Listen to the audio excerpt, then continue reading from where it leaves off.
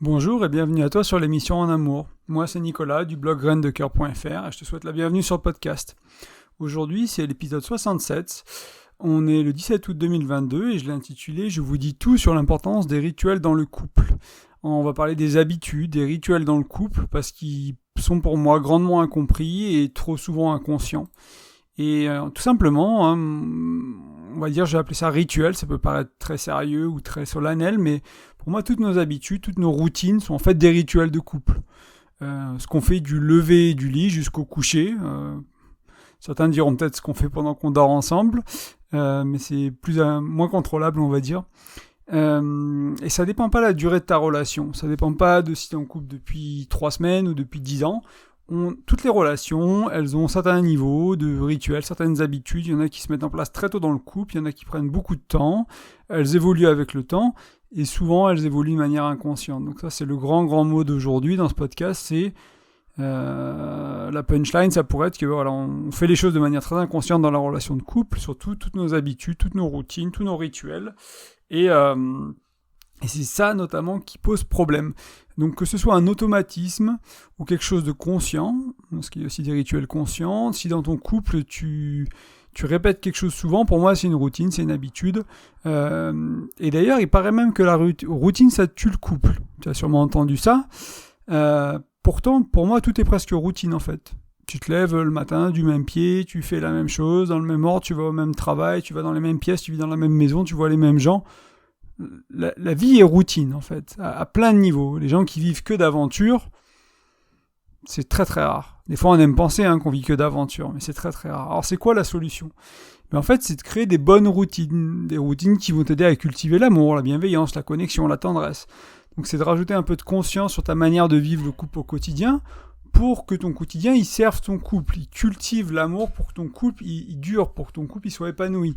Et même s'il dure pas, même si au bout de 5 ans, comme avec mon ex-femme, on décide de se séparer, tu as une belle relation sur ces 5 années en fait. T'as pas 3 ans magiques et puis 5 ans pourris et après tu te sépares parce que t'as pas su cultiver l'amour, parce que t'as pas su communiquer, parce que t'as pas su garder la sexualité brûlante, etc., etc. Si tu sais pas faire tout ça, et ben après les quelques premiers mois, quelques premières années, la relation elle va fortement se dégrader. Tu vas perdre l'attraction, tu vas perdre la complicité, tu vas perdre l'intimité, et après tu vas aller vers la séparation ou la vie en coloc avec ton ou ta chérie, et c'est pas terrible. Donc l'idée c'est vraiment d'apprendre à créer, on va voir ça aujourd'hui, créer des routines qui vont t'aider qui vont nourrir ton couple en fait, tout simplement, et pour le nourrir pour qu'il soit épanouissant, et du coup probablement qui dure dans le temps. Un couple qui est épanouissant, il a plus de chances de durer qu'un couple qui n'est pas épanouissant. Et encore, il y a des gens qui restent en couple dans des relations qui leur vont pas. Bon, c'est pas ce que je recommande ici, mais il y a des gens qui sont pas heureux dans leur relation et qui ont des relations très très longues. Mais ça c'est un autre débat. Mais du coup, au moins même si on enlève la notion de durée, parce que pour moi elle est pas très importante la durée d'une relation, c'est surtout important, c'est que le quotidien, c'est que la vie soit agréable, soit belle, soit douce, soit tendre. Et après, en plus, si ça dure, si en plus on évolue dans la même direction, si en plus on va faire des projets ensemble, si en plus on a envie de créer une vie ensemble, c'est la cerise sur le gâteau. Mais déjà, avoir une belle vie au quotidien, la majorité du temps du moins, c'est déjà une très belle chose et un bon départ pour beaucoup de couples. Et ouais, mais pour en revenir à ce que je disais tout à l'heure sur la routine, vraiment nos vies sont très routinières, pardon. Et il y a Joe Dispenza qui en parle très bien, je sais pas si tu le connais, je ne saurais plus exactement de traduire ce qu'il dit, mais c'est un peu ce que je disais il y a quelques instants, c'est on se lève de la même manière, on sort du lit de la même manière, on va à la salle de bain de la même manière, on se brosse les dents de la même manière, on va aux toilettes de la même manière, on va à la douche de la même manière, on fait tout ça en fait, et en gros l'idée c'est que Alors, il y a des raisons pour ça, parce que les routines, du coup, ça nous demande moins d'efforts. Notre cerveau, il aime bien. Je ne saurais pas te citer d'études en neurosciences, je ne suis pas assez calé là-dessus, mais il me semble, pour avoir écouté pas mal de conférences en neurosciences, que la routine, c'est quelque chose qui fait du sens dans nos systèmes internes. C'est efficace aussi. Les anglophones, ils vont dire neurones that fire together, wire together. So, les neurones qui fire, donc qui se déclenchent ensemble ou qui se lient en fait, cette idée-là. Donc en fait, on va créer, avec nos routines, on va créer un peu une sorte des autoroutes où on va passer du petit chemin dans la forêt avec des lianes au petit chemin, puis à la route, puis à l'autoroute, etc. à force de les refaire. Et ça, comme tu peux l'imaginer, ça peut être au service de ton couple ou desservir ton couple. Et on est vraiment bien plus routinier qu'on ose se l'avouer. Ce qui est intéressant aussi, ce que je voulais amener dans ce podcast, c'est que même nos plaisirs et nos disputes et nos douleurs, on va dire aussi, sont souvent des routines dans le couple. On fait l'amour de la même manière, ou même fréquence, etc. On s'engueule de la même manière. Ça aussi, c'est plus routinier que ce qu'on le pense.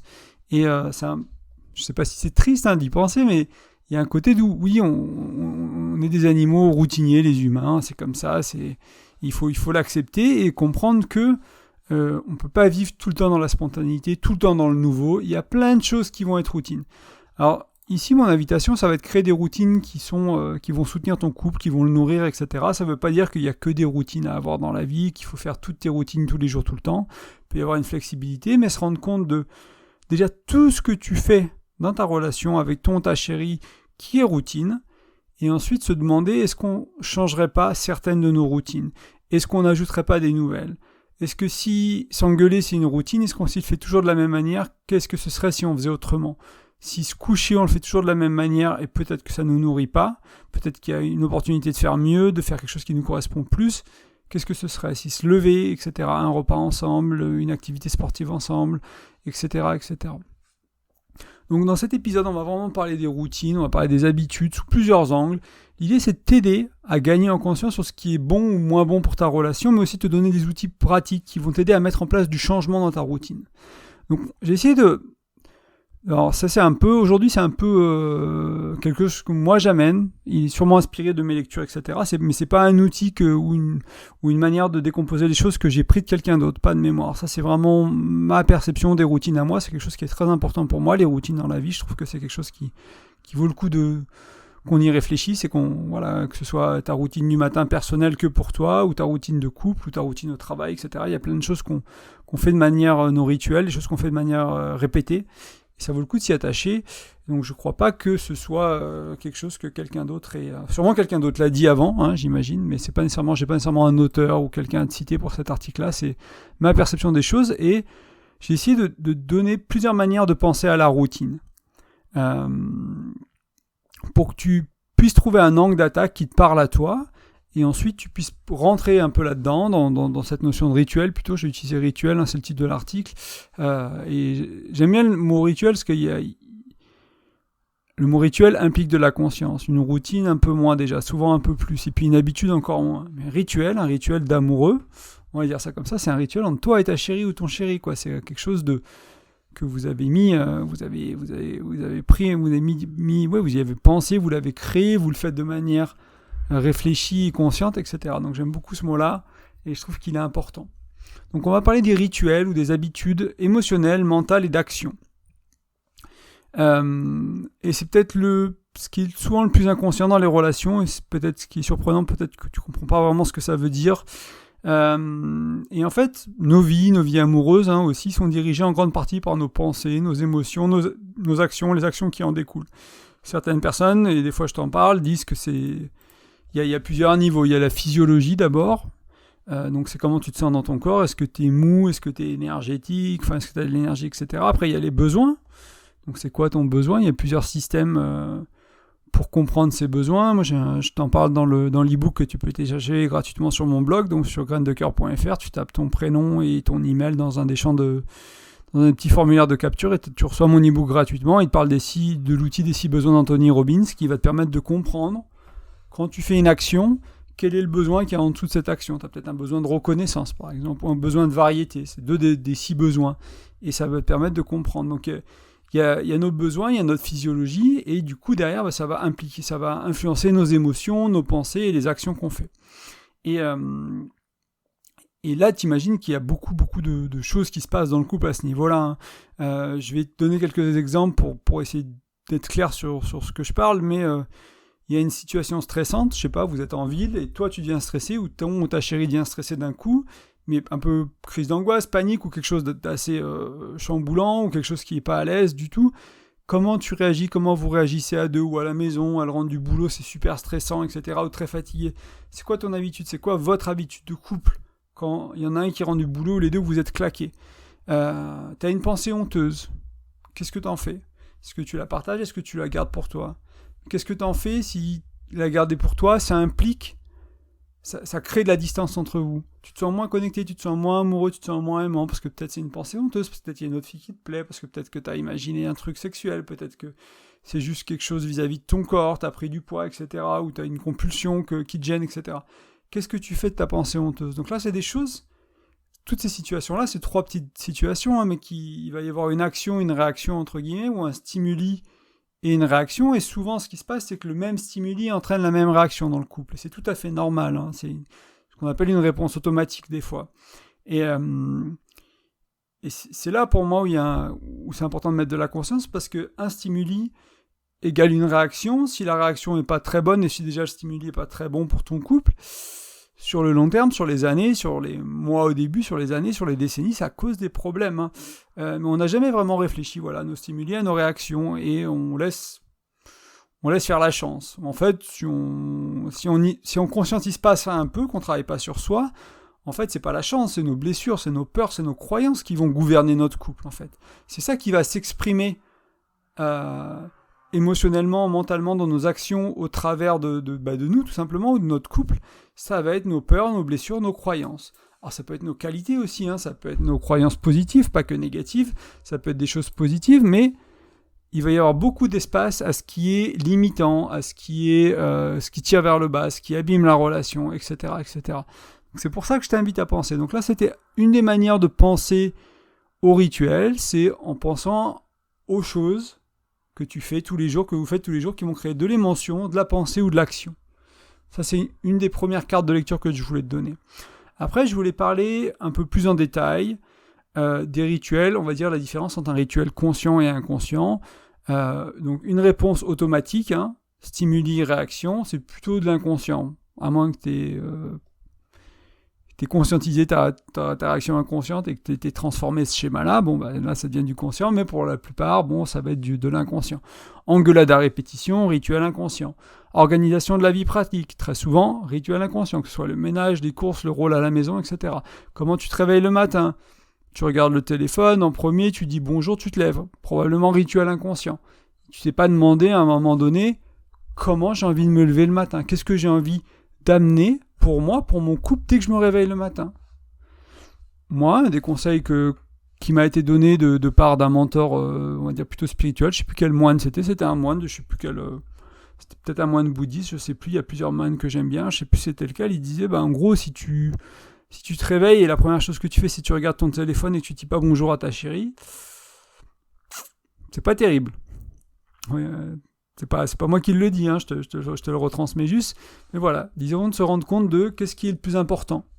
Et moi, je sais qu'à partir de ce moment-là, à moins que je sois réveillé bien avant ma chérie, hein, si je suis réveillé avant elle, mais si on a un réveil, qu'on se réveille ensemble, à part éventuellement enlever le réveil sur le téléphone, mais j'ai pris, il y a 3-4 ans maintenant, l'habitude de ne plus lancer Facebook, de ne plus lancer un jeu, de ne plus rien lancer qui peut prendre mon attention, et que ces premières minutes de ma journée soient pour ma chérie, soient partagées avec ma chérie. On réveille et on partage ce temps ensemble. Et en plus, c'est du temps qu'on a conscientisé, dans le sens où on va faire un partage de gratitude, on va se faire un petit câlin, on va se demander comment t'as dormi, pour voir est-ce qu'il y a eu des rêves, est-ce qu'il y a eu des cauchemars, est-ce qu'il y a eu une insomnie, est-ce qu'il y a des choses qui sont là, est-ce qu'ils sont présentes, est-ce qu'il y a eu des pensées, etc. Et après, on va faire un petit rituel de gratitude et on va partager ce qui est important dans la journée. Donc, on va rester au lit 5-10 minutes, un quart d'heure, souvent plutôt un quart d'heure, 20 minutes, le temps de faire ça.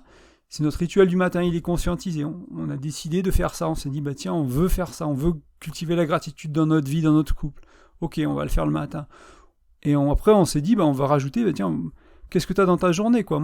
Parce que des fois, on se rendait compte que dans la journée, c'est une petite note à part, mais qu'on se courait un peu après, quoi. Moi, il y a des jours où j'avais pas grand-chose, elle avait beaucoup de trucs, et puis je savais pas trop ce qui se passait pour elle, et l'inverse, du coup, on se dit, voilà, qu'est-ce qui est important pour moi dans la journée?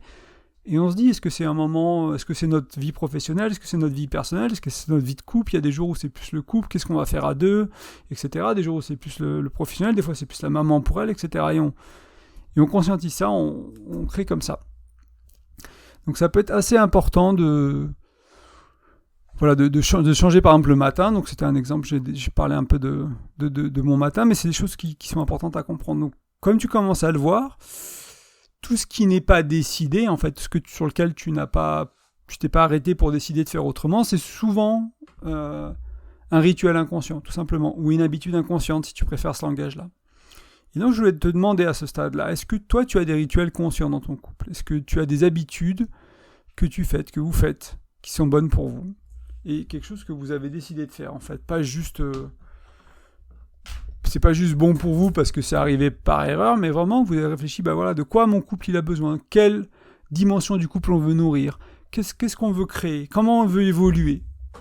Et qu'est-ce qu'on va faire pour ça ? Donc, on va explorer un peu plus ça ensemble aussi dans ce podcast, t'en fais pas. Si tu te demandes pourquoi créer des rituels plus conscients, c'est important, je vais te ramener à ce que tu peux faire pour toi, par exemple comme ta routine matinale ou aller à la salle de sport. En fait, tu cherches à cultiver quelque chose dans ta vie. Tu peux chercher à gagner du muscle, à perdre du poids, à être en bonne santé.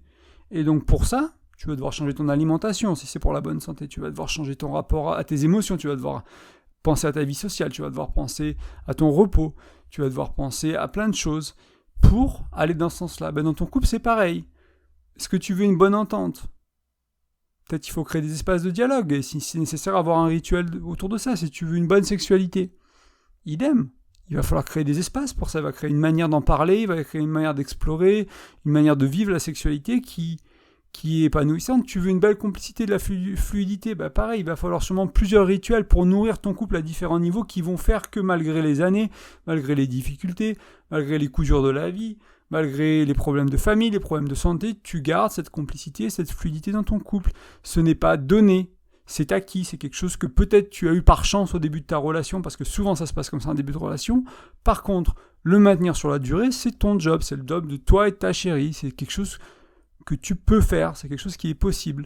C'est pas juste là au début des relations et après on s'en passe. Ça, c'est des balivernes que des gens croient. Si tu as envie de croire ça, libre à toi. Moi, je ne crois pas ça. J'ai décidé de croire autrement et de trouver des outils, de trouver des méthodes, de trouver des manières de vivre le couple qui fait que c'est pas vrai. Que c'est que pour le début. Ce qui est vrai, c'est que ça peut durer dans le temps et c'est à moi de le cultiver, c'est à moi de le co-créer avec ma chérie, c'est à elle aussi d'aller dans ce sens-là. Et donc, c'est mon invitation dans ce podcast, dans ce blog, Graines de cœur ou l'émission En amour, peu importe. Mais surtout, si tu veux que ça dure dans le temps, c'est là où il va falloir créer ces rituels de couple.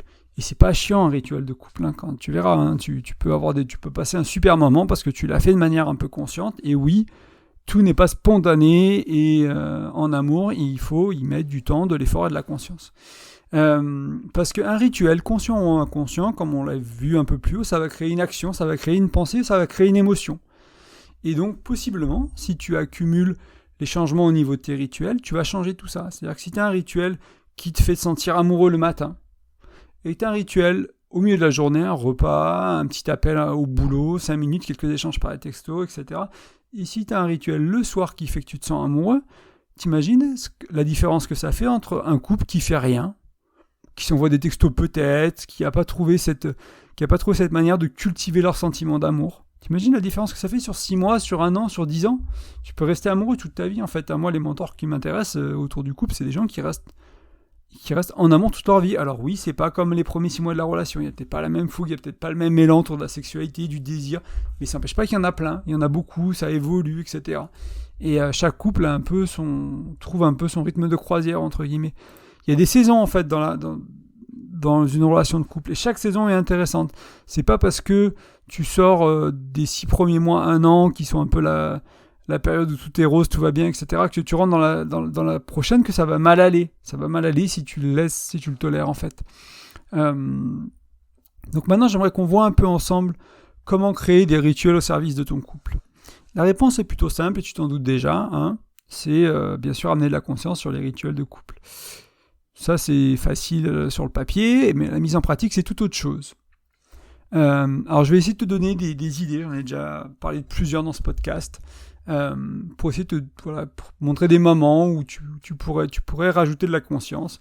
Donc, le coucher, le lever, le repas, les moments que vous passez ensemble tous les jours, les rituels autour du faire l'amour, par exemple. Donc, pensez aussi peut-être si vous allez au sport ensemble, si vous faites de la marche ensemble, si vous allez promener un animal, je sais pas, ce genre de choses. Des choses que vous faites déjà ensemble ou vous êtes au même endroit déjà. Peut-être que vous êtes en train de travailler, vous travaillez tous les deux de la maison et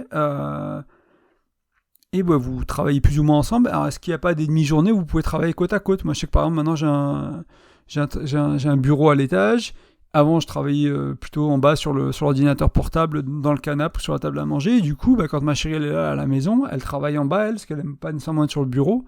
Elle travaille peu sur l'ordinateur comparé à moi. Et du coup, on avait un rituel de travailler à côté où on s'entraidait beaucoup, on se posait beaucoup de questions, etc. Et ça enlevait de l'efficacité à notre travail, mais ça amenait beaucoup de proximité. Et des fois, moi, je me rends compte que des fois, j'ai envie de reprendre mon laptop, me poser à côté d'elle et de passer 2 heures ou 3 heures à travailler à côté. Et ça pourrait être, si ça manque trop, si notre couple en avait besoin, ça pourrait être un rituel. C'est-à-dire, voilà, tel jour, une fois par semaine, on essaie de passer 2 ou 3 heures à côté à travailler. Et on s'aide, on s'écoute, on s'intéresse un peu au travail de l'autre, où il en est dans son travail, etc. Et juste ça va créer de la proximité, en fait.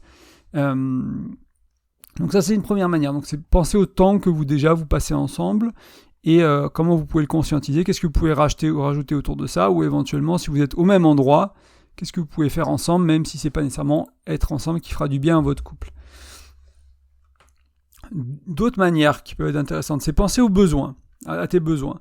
Donc qu'est-ce qui manque dans ton couple, qu'est-ce qui n'est pas nourri ou pas assez nourri, qu'est-ce que tu veux améliorer, qu'est-ce que tu veux changer. Dans l'outil de Tony Robbins, des 6 besoins humains dont je te parlais tout à l'heure, qui est disponible dans l'e-book sur le blog gratuitement, en échange de si tu rejoins ma newsletter, pas tout simplement. Il parle beaucoup des besoins, donc je t'invite à le télécharger, cet e-book, à regarder, je crois que c'est le 3e outil de mémoire, qui va te permettre de comprendre un peu, de mettre des mots sur cette notion de besoin qui est compliquée, parce que des fois les besoins, on a un peu de mal à comprendre c'est quoi nos besoins, vraiment à les connaître. Donc là, ça va permettre de simplifier les choses. Et après, éventuellement, une fois que tu as bien compris ce système-là, tu peux aller un peu plus loin, avec plus de précision. Mais partir de là en disant, voilà, nous, il nous manque. On est un couple très mental, par exemple. On parle beaucoup, on est beaucoup dans notre tête, donc il nous manque du toucher physique. C'est pas nécessairement du faire à l'amour, ça peut être du massage, ça peut être du toucher bienveillant, ça peut être juste, je vais t'en parler un peu plus tard d'une routine qui peut être intéressante à ce niveau-là, ou l'inverse, où on est très dans le corps, etc., on a du mal à se poser et à parler, on va créer une routine où on parle, et là aussi je vais t'en proposer une un peu plus tard. Mais essayez de regarder c'est quoi ton besoin personnel, le besoin personnel de ton ou ta chérie, et les besoins de votre couple, et du coup de faire des routines, des rituels autour de ça. Ou vous pouvez partir aussi des 4 dimensions du couple. Donc je te rappelle que les 4 dimensions du couple, j'en parle assez souvent, c'est l'intellect, le spirituel, l'émotionnel, le sexuel. Et donc, vous dire, nous, l'intellect, ça va, on a des beaux projets de vie, on a des conversations intéressantes, on est curieux, etc., ça va. Spirituel, non, pas trop, il se passe pas grand-chose, on sait pas trop ce que ça veut dire, etc. L'émotionnel, comme on est très dans le mental, dans l'intellect, on n'est pas toujours à l'aise avec nos émotions, et du coup, le sexuel, des fois c'est bien, des fois c'est pas bien, quoi. Du coup, on est à 2 sur 4, 1,5 sur 4, 2,5 sur 4, selon les jours, quoi. C'est pas terrible. Un couple à 2 sur 4, 1,5 sur 4, ça sent en plus... on tend plus du côté de ça va pas que ça va. Un couple, on va dire, qui est bien, il va être sur 3 sur 4. Faut un peu plus de granularité que ça, c'est un peu, mais ça donne une idée, quoi. Mais si tu es à la moyenne, en général, ça suffit pas pour les relations de couple. Il faut plutôt être au-dessus de la moyenne pour que ça marche quand il y a un système comme ça où il y a plusieurs choses à prendre en compte. Mais tu pourrais mettre une rotonde, c'est quoi la spiritualité pour vous ? C'est du développement personnel, c'est, partager une méditation, peut-être le soir faire une méditation assise ou dynamique. Moi, chanter un mantra, peu importe, selon les croyances que tu as, etc. Cultiver un peu ce côté spirituel de la relation, déjà peut-être définir ce que ça veut dire pour toi, ce que ça veut dire pour elle, ce que ça veut dire pour lui, ce que ça veut dire pour vous, etc. Donc, je te répète un peu les 3 angles que je t'ai donnés. Il y a le côté de partir du temps ou de l'endroit où vous êtes ensemble ou pas ensemble, mais vous êtes à proximité, quoi en faire, les besoins et les 4 dimensions du couple. Et je voulais donner... quelques rituels. 3 rituels que moi je conseille. Donc un rituel pour aider les gens à communiquer. C'est un rituel qui peut se faire à n'importe quel moment de la journée. Il faut à peu près une demi-heure devant soi. Donc ça prend un peu de temps, mais idéalement il faut le faire tous les jours. Au moins 5 fois par semaine, ce serait bien. Les 5 jours de travail par exemple, et le week-end peut-être un peu moins.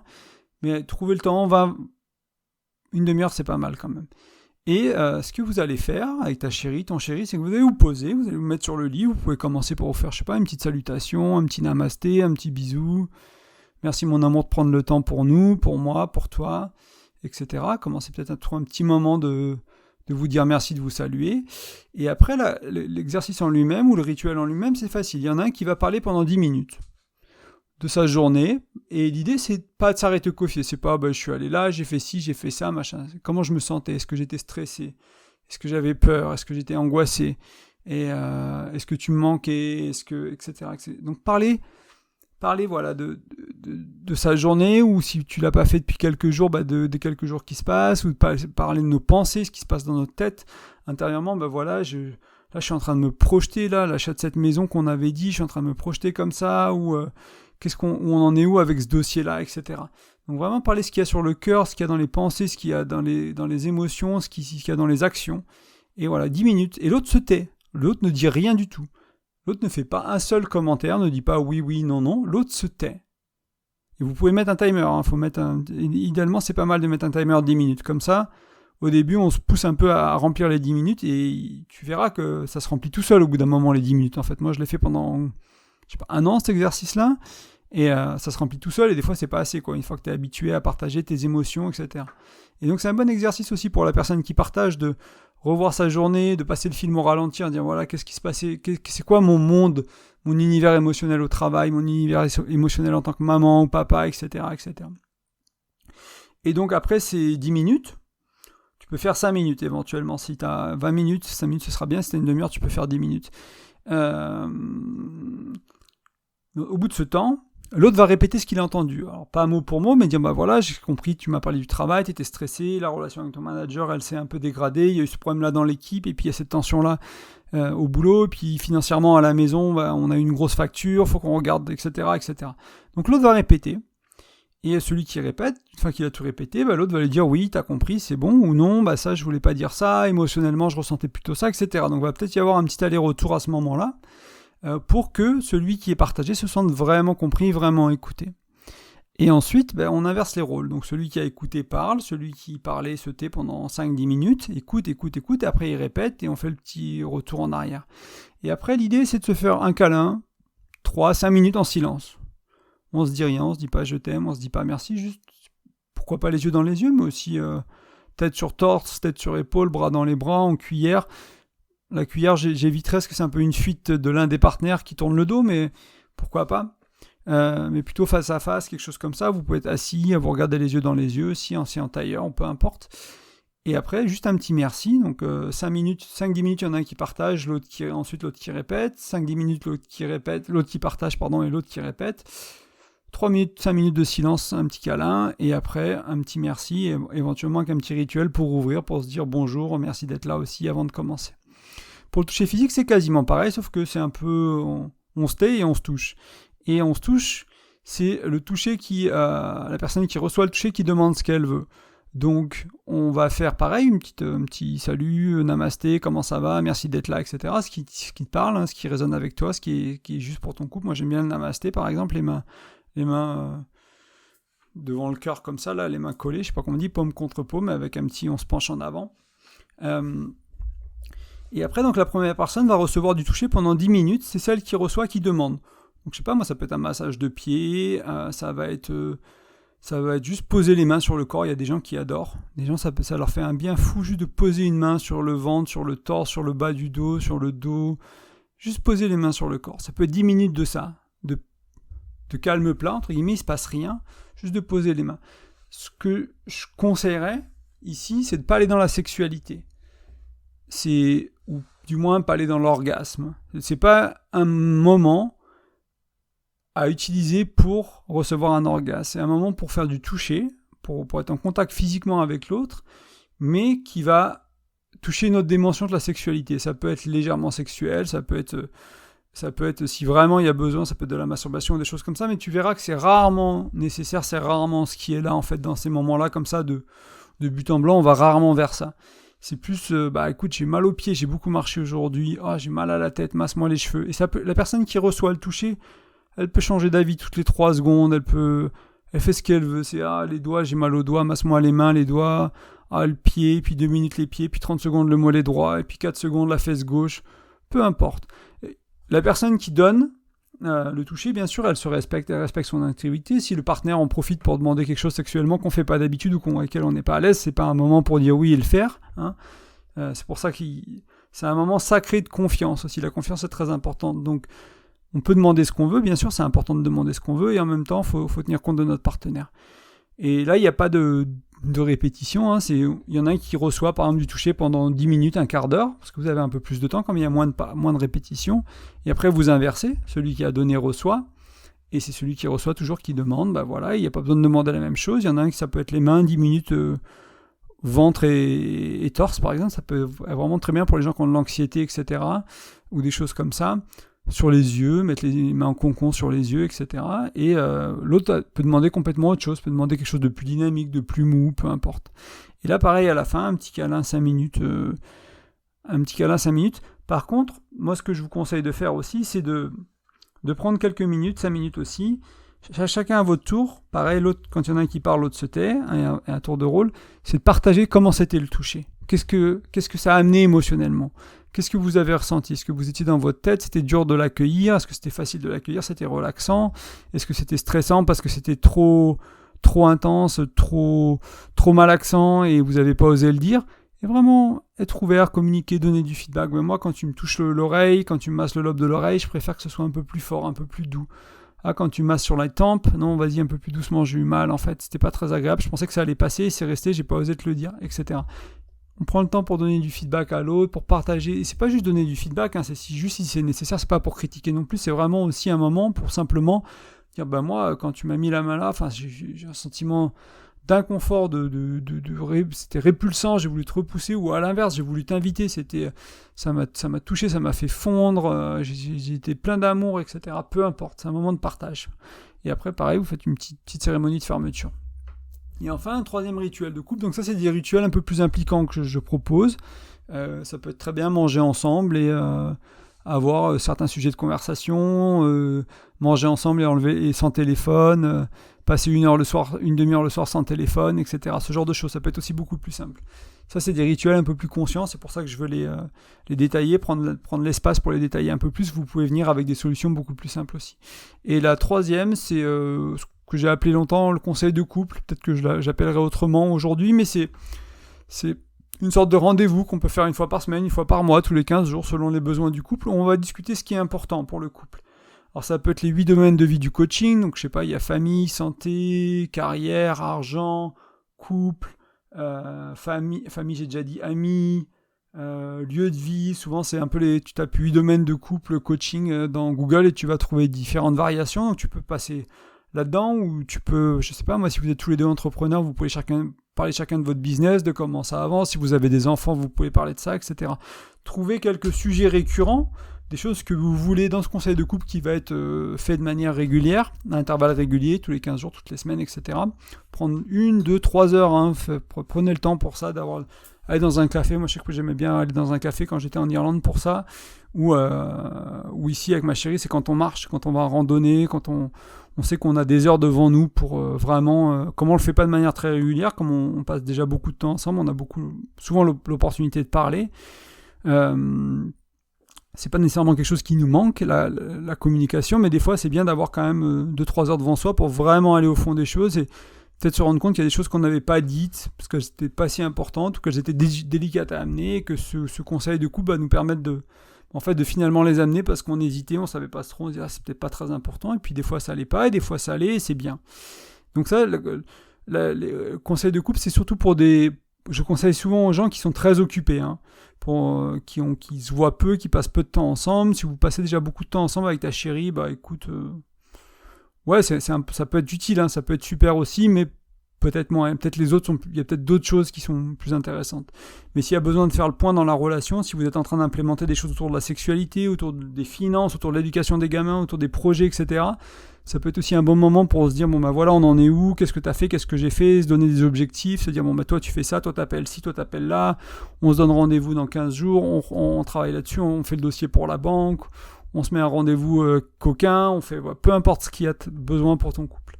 Donc ça, c'est 3 idées de rituels qui peuvent t'aider, et comme je te disais, il peut y avoir plein d'autres choses, on en a vu pas mal d'autres aujourd'hui. Et un peu en conclusion, j'aimerais que tu imagines que si tu changeais entre 3 et 5 rituels, que des choses que tu fais quasiment tous les jours ou que tu fais de manière régulière avec ton ou ta chérie. Par exemple, un repas sans téléphone en prenant le temps de manger et d'échanger, de parler. Pourquoi pas cuisiner le repas ensemble. une routine avant de sortir du lit le matin, une routine avant d'aller se coucher, un rendez-vous hebdomadaire pour parler ou se connecter avec le corps, donc avec l'un des rituels que je t'ai partagé il y a 2 secondes, un nouveau rendez-vous mensuel, ou au moins d'une journée ou d'une mi-journée, pour nourrir vraiment la relation en profondeur. Vous faites quelque chose de... Peut-être vous faites quelque chose de nouveau, il y a des couples pour qui ça peut être bien, vous faites cours de cuisine, cours de tennis, cours de poterie, soit à l'élastique, machin. Chaque mois, vous faites, pendant cette demi-journée, vous faites un truc de nouveau, vous allez visiter un nouveau village à côté de chez vous, si vous êtes dans l'histoire ou dans la beauté des bâtiments, qui a un peu de ça, etc. Pourquoi pas aussi un nouveau rituel, ça peut être apprendre à communiquer différemment. Vous savez que vous dansez cette danse autour de tel sujet, allez hop, on change. Ou encore à gérer les tensions, les crises, etc. Donc ça, c'est encore une fois d'autres exemples de routines ou de rituels que vous pouvez changer. Et imagine que tu en changes juste 3 ou 5 dans ta relation. Et comme je dis toujours, imagine que tu fais ça, tu cumules ça, tu les implémentes, tu galères un peu, etc. Mais au bout de quelques mois, tu te dis là, les rituels avant d'aller se coucher de partage, on le fait très bien, ça me fait vraiment du bien, on se sent vraiment bien. Peut-être que tu alternes avec les rituels du toucher, donc un soir on parle 10 minutes, on répète, et le lendemain on demande du toucher, etc. pour alterner le corps et l'intellect, etc. pour varier un peu. On fait tourner, on change un peu. Et tu te dis, tu fais ça sur 6 mois, et puis au bout d'un moment, tu te dis, ça on n'a plus besoin, on arrête, ça a changé notre manière de communiquer, on le fait naturellement dans la journée, on n'a plus besoin du rituel le soir, donc qu'est-ce qu'on peut faire à la place ? On va lire un livre ensemble, ok, bam, tu mets ça en place, voilà. Et puis sur 3, 4, 5 ans, 10 ans, tu t'accumules ces rituels que tu changes, que tu fais évoluer. Pour moi, mon expérience personnelle, c'est que ça change absolument tout, hein. Je dis pas que tu vas rester marié jusqu'à la nuit des temps et qu'il se passera, vous engueulerez jamais, qu'il n'y aura jamais de tension, etc. C'est pas non plus une promesse. Mais la qualité de ta relation au jour le jour, à la semaine, au mois, elle va changer énormément. Elle va être nivelée par le haut. Ça va être une spirale vertueuse. Ça ne réglera pas tous les problèmes. Ça empêchera pas toutes les disputes. Il y a des jours où ça ira pas. Mais en même temps, quand tu vas faire quelque chose, par exemple, autour de la sexualité, que la sexualité, ça n'allait pas pendant des années, et qu'au bout de 6 mois, tu te dis, ça y est, en fait, on arrive à vivre quelque chose qui nous plaît, quoi, sexuellement. On a galéré pendant des années, on a eu un truc sympa au début, puis après, on l'a perdu, puis là, on l'a reconquis, entre guillemets. Et du coup, en plus, quand tu reconquis quelque chose comme ça, je sais pas si t'as perdu du poids, moi, c'est quelque chose qui m'a marqué, tu vois, quand j'ai perdu 40 kilos, je ne reprendrai jamais ces 40 kilos, probablement. Parce que je les ai pas perdus avec un régime magique, je les ai perdus en changeant mon hygiène de vie. Et du coup, comme j'ai changé mon hygiène de vie, peut-être que je reprendrai 5 kilos, peut-être que je reprendrai 3, peut-être quand je reperdrai 2, il va y avoir de la variation. Mais j'ai tellement changé mon hygiène de vie que je peux plus revenir aux 120 kilos, 120 plus kilos que je faisais. Là, c'est pareil, quand tu changes la qualité de ton couple, tu peux plus revenir où tu en étais. Quand tu changes la qualité de ta relation à la sexualité, à la communication, comment vous vivez au jour le jour, à l'accueil qu'il y a, à la bienveillance qu'il y a dans votre couple, à la qualité des projets que vous arrivez à créer ensemble, quand tu changes ça, tu peux pas revenir en arrière. En fait, même si tu fais un pas en arrière, même s'il y a des choses qui peuvent ressembler au passé, déjà tu as les outils pour retourner de l'avant et pour rechanger ça et recasser ces schémas qui reviennent, etc. Et en plus, ce sera pas la même qualité. Donc voilà, pour moi, ça change vraiment tout. Et c'est vraiment mon invitation aujourd'hui, mettre de la conscience sur tes rituels de couple, sur tes habitudes, sur ce que tu fais tous les jours avec ton ou ta chérie, te rendre compte que c'est ça qui, en anglais, ils disent shaping, quoi. C'est vraiment, ça crée la forme de ton couple. C'est ça qui va créer ta relation, c'est ce que tu fais tous les jours. Comme c'est ce qui va créer ton corps, ta vie, si tous les jours tu fais du sport, tu vas avoir un corps musclé. Si tous les jours tu fais pas de sport, tu auras un corps qui sera sûrement pas musclé. Si tous les jours tu manges n'importe quoi, tu vas prendre du poids, etc., etc. Donc c'est la même chose. Donc voilà, je vais peut-être m'arrêter là, je pense que c'est assez. J'aimerais te rappeler, comme d'habitude, que tu peux laisser une note ou un commentaire sur iTunes, sur Spotify, sur la plateforme de podcast et t'abonner. Ça aide vraiment le podcast à se faire découvrir, à être un peu plus haut dans les classements, et comme ça les gens le trouvent plus facilement, et ça permet à ce message-là d'être vu, tout simplement. Je propose aux couples ou aux individus aussi, ça peut être toi tout seul, ou toi et ta chérie, pour implémenter par exemple des choses qu'on a vues. On a parlé des rituels de couple, et t'es là, moi j'aimerais bien changer mes rituels de couple. J'ai écouté le podcast, on l'a écouté à 2, mais on sait pas trop par où commencer, on sait pas trop de quoi on a besoin, etc. N'hésite pas à me contacter et voir si l'accompagnement... il suffit d'aller sur graindecoeur.fr, tu as un onglet accompagnement qui t'explique un peu plus en détail ce que c'est, ce que je fais, et derrière tu as aussi un formulaire de contact pour simplement m'écrire et prendre contact avec moi autour de ça. Donc si tu as envie d'implémenter des choses dans ce qu'on a vu aujourd'hui, ce serait parfait. Si tu as besoin d'un petit coup de main et de quelqu'un pour être là, pour vous aider, pour t'aider. Et enfin, Je l'ai mentionné déjà, mais tu peux télécharger mon e-book gratuitement. Tu vas sur graindecoeur.fr, pareil, tu laisses ton prénom, ton email, et tu recevras un lien pour le télécharger. Ça t'ajoutera aussi la newsletter, et tu verras que je te spamme pas trop, donc tu seras tranquille à ce niveau-là. En tout cas, moi, je te remercie pour l'écoute. Je te souhaite un super mois de juillet, une bonne fin de vacances, qu'on est presque sur la fin des vacances. Allez, ciao!